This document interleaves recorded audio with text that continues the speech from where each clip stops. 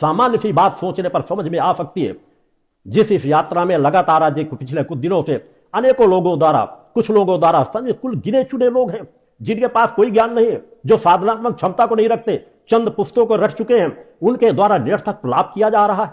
और ऐसी बातों को लेकर अगर वह विवेकवान होते, समाज सहज भाव से समझ सकता है कि जो पत्रिका 15 सालों से इस तरह के प्रचार, गंदे प्रचार, एक पत्रिका को प्रकाशित करके गंदे प्रचार किए जा रहे हैं, किस चीज के लिए किए जा रहे हैं।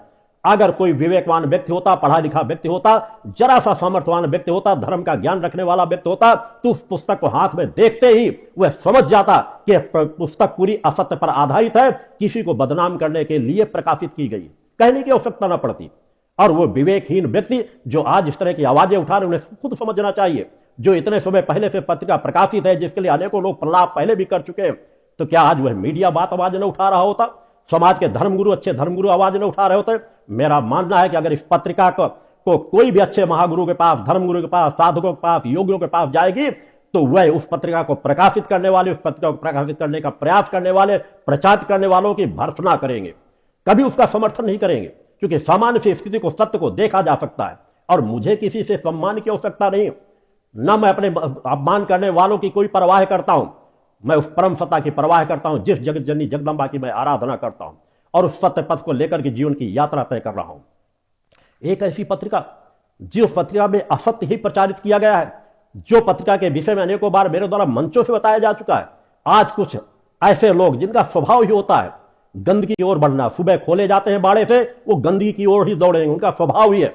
जो सुअर की औलादे होते हैं, आज ये शब्द कहने में मुझे आपत्ति नहीं हो रही, सुअर का सहज स्वभाव होता है, वो गंदगी की ओर दौड़ेगा, सत्य की ओर नहीं दौड़ेगा। बाड़े से सुबह खोला गया, वो गंदगी की ओर जाएगा, गंदगी ही खाएगा, गंदगी ही उगलेगा, इसके अलावा उसके जीवन का और कोई रास्ता नहीं रहता। उस तरह के लोग जो सत्य को समझना ही नहीं चाहते, वो सत्य को क्या समझ सकेंगे? जो स्वयं सुअर का सा जीवन जीते हो, अज्ञानता का जीवन जीते हो, जो अपने आप को ज्ञानी कहते हो और इस तरह का प्रलाप करते रहे हो, इस तरह का प्रलाप कर रहे हो, एक सत्य को जो न समझ सके।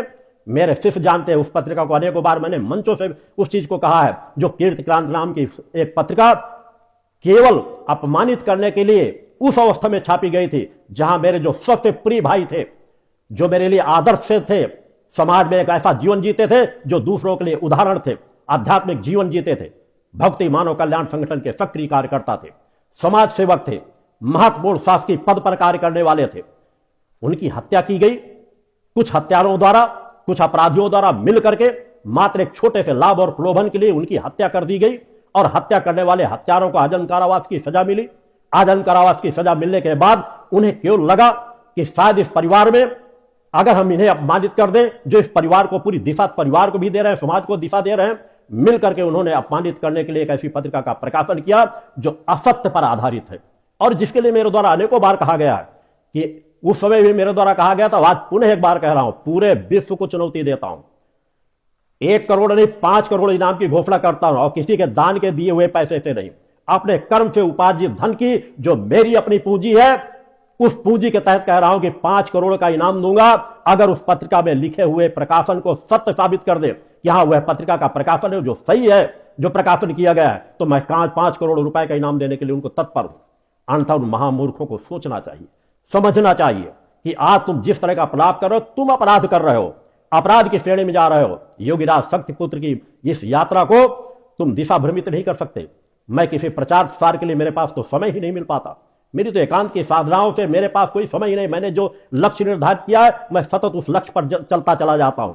मैंने पूर्व में भी कहा है, मैं ऋषियों का ऋषियों महायोगी हूं।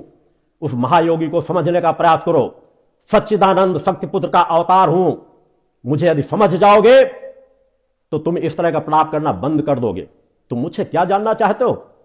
वेद पुराण ही नहीं, अपने सनातन के धर्म ग्रंथ नहीं, इस त्रिभुवन में जितने भी सतग्रंथ हैं वो सभी ग्रंथ मेरे हृदय पे वास करते हैं, मेरे मस्तिष्क पर वास करते हैं, मेरे रोम रोम में वास करते हैं।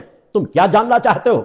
इस यात्रा को अगर नहीं समझ सके तो मैं सिर्फ एक बात की चुनौती देता हूं, अगर वास्तव में तुम जैसे जो प्रलाप करने वाले लोग हैं, यदि एक बार उसका परीक्षण करके देख ले, अगर उन्हें लगता है कि पत्रिका सही है तो खुल करके प्रचार प्रसार करो। इतना ही नहीं, गले में टांग करके ताबीज बना करके टहलो, सब जगह प्रचार प्रसार करो।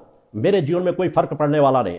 और अगर लगता है कि तुम लोगों ने अपराध किया गया है, तुम वास्तव में वर्णशंकरी हो, तो तुम प्रचार करो कि हमसे गलती हुई है, कान पकड़ के माफी मांगो। और देखना चाहते हो तो ले आओ किसी 10-11 साल के बच्चे को। मैं एक चुनौती पेश करता हूं कि खड़े होकर के मीडिया के सामने तुम लोगों ने जिन जिन लोगों ने प्रलाप किया है, जिन लोगों ने पत्रिका छापा है, वो कान पढ़ करके माफी मांगे और कहें कि वास्तव में हम वर्ण संकरी है, हमसे बहुत बड़ी गलती हुई, हमने सत्य का परीक्षण नहीं कर पाए।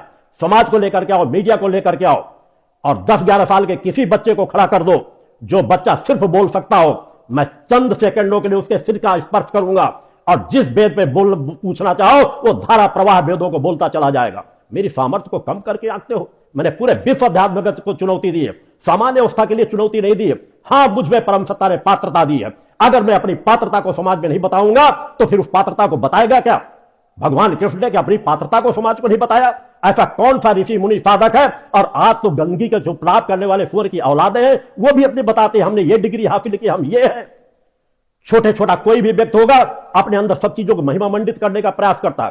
कोई भी सच्चा कथावाचक, अगर वो सच्चा कथावाचक है तो इस तरह के प्रलापों में कभी नहीं पड़ेगा। कोई भी अच्छा साधक है उस पत्रिका को देख करके ही समझ जाएगा कि ये गलत दिशा में दी जा रही है।